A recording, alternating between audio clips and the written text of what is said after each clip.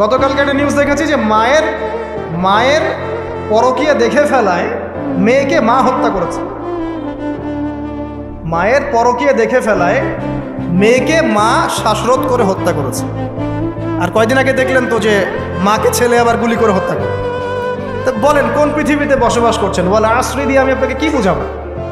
সময়ের কসম, এটার ব্যাখ্যা আমি কি করব আর আপনাকে কি বুঝাবো? এই হচ্ছে বর্তমান প্রেক্ষাপট।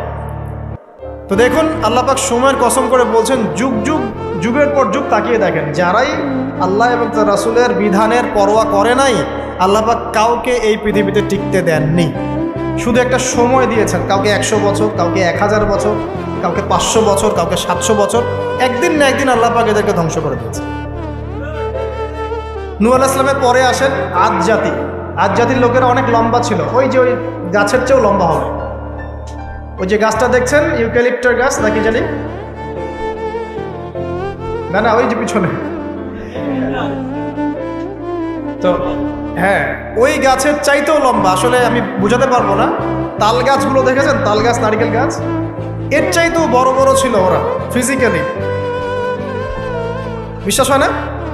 এমনও মানুষ ছিল পৃথিবীতে, আমরা তো এখন ছোট, লম্বা চওড়া মানুষ ছিল পৃথিবীতে, এবং তারা ছিল আদ এবং সামুদ জাতি। তার একটা কথা বলতো যে মান আশাদ্দু মিন্না কুওয়া, আমাদের চেয়ে শক্তিশালী আর কে আছে?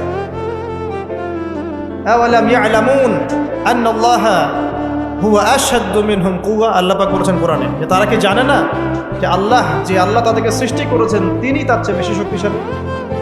এরা বলতো যে আমাদের চেয়ে শক্তিশালী কে আছে? পাহাড় কেটে কেটে বাড়ি নির্মাণ করত, সৌধ নির্মাণ করত।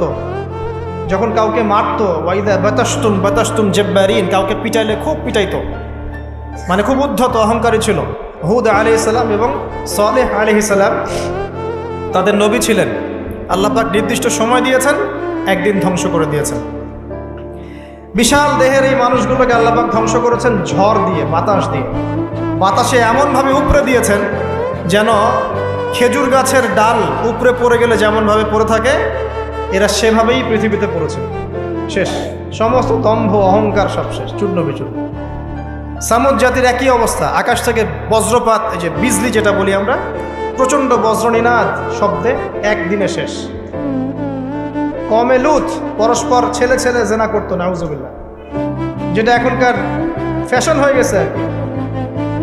হ্যাঁ, আজকে দেখলাম একটা নিউজ, যে আমি আসলে নিউজ দেখতে খুব পছন্দ করি, যে একটা স্কুলের টিচার, সে নিজেও সমকামী, সে শিক্ষার্থীদেরকে পড়াচ্ছে, সে নিজেও সমকামী। তাকে সরিয়ে দেওয়ার জন্য শিক্ষার্থীরা আন্দোলন করছে। এখন এদের সংগঠনও আছে, এদের পতাকা আছে, এদের ম্যাগাজিন আছে, এরা মানবতার কথা বলে, এরা বলে যে বাক স্বাধীনতার কথা বলে। আগে ওই উইকিপিডিয়া ঘাটলে দেখবেন, আগে দেখা যেত যে সমকামিতাকে একটা রোগ বলতো মানুষ, যেটা মানসিক রোগ ইত্যাদি। এখন উইকিপিডিয়া ঘেটে দেখবেন, এখন এটাকে বলে এটা হচ্ছে বাক স্বাধীনতা। মানে বাক স্বাধীনতা, আপনি চাইলে একটা ছেলেকেও বিয়ে করতে পারেন, না মেয়েকেও করতে পারেন। তো লূত আলাইহিস সালামের কওম এই কাজটা করতো। এমনই অসভ্য কওম ছিল যে 2জন ফেরেশতাকে আল্লাহ পাক 2জন মানে তরুণ যুবকের রূপে পাঠিয়েছেন। 2জন ফেরেশতার নাম, একজন জিবরাইল আলাইহিস সালাম, একজনের নাম মিকাইল আলাইহিস সালাম। 2জনকে পাঠিয়েছেন ওদেরকে ধ্বংস করার জন্য, কিন্তু ফুটফুটে সুদর্শন তরুণের রূপে আর কি। তো তারা এসে আশ্রয় নিয়েছেন লূত আলাইহিস সালামের বাসায়। এখন ওই